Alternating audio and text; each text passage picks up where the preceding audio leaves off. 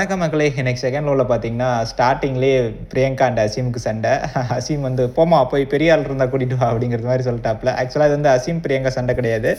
So Veena, Tejas and தினேஷ்குரிய சண்டை அப்படியே turn ஆகி இங்க வந்துருச்சு. இதுக்கு காரணம் பிரியங்கா தான். பிரியங்கா ஓவர் ஆட்டிட்யூடா இருக்குங்க. ஸோ ஆக்சுவலி அ அ அசீம் வந்து அந்த சென்டர்ல உட்காந்து அந்த பிரச்சனைய வந்து கேட்டுக்கிட்டு இருந்தாரு. அத வந்து பொறுக்கல போல இருக்கு பிரியங்காவுக்கு.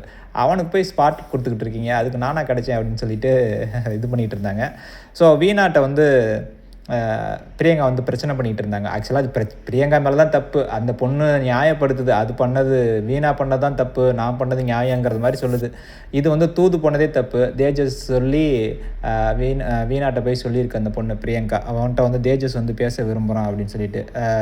நான் என் ஃப்ரெண்டுக்காக வந்து சொல்லுவேன் அப்படின்னு வந்து சொல்லுது. வீணா சொல்றாங்க, "நீ யாரு எங்களுக்குள்ள வர்றதுக்கு?" அப்படின்னு சொல்லிட்டு. உடனே இது சொல்லுது, "நான் வந்தது தப்புதாம்மா" அப்படின்னு சொல்லிட்டு போனா, அது ஓகே. நான் என் ஃப்ரெண்டுக்காக வருவேன் அப்படின்னு சொல்லிட்டு அது பண்ணதை நியாயப்படுத்துது. 2வது விஷயம் வந்து தேஜஸ் வந்து சொல்லியிருப்பாரு, "இது நேகாவுக்கு தெரியக்கூடாதுன்னு சொல்லிரு வீணாட்ட" அப்படின்னு சொல்லிட்டு. இதையும் வந்து பிரியங்கா வந்து சொல்லுது. அந்த இடத்துல பிரியங்கா சொல்லியிருக்கணும், "அது எதுக்கு தெரியக்கூடாதுன்னு நீ சொல்ற? தெரிஞ்சு எக்ஸ்ப்ளோர் பண்ணா என்ன தப்பு?" அப்படின்னு சொல்லிட்டு அது சொல்லியிருக்கணும். ஃப்ரெண்டா இருந்தா. அது சொல்லல. அது வந்து வீணாட்ட வந்து அப்படியே சொல்லுது. வீணா மறுத்திருக்கணுமா அப்படி. அத வந்து வீணா வந்து மறுத்திருக்கணுமா, "நீ எதுக்கு அத நோ சொல்லல?" அப்படின்னு சொல்லிட்டு அந்த பொண்ணு மேல பழிய தூக்கி போடுதுங்க.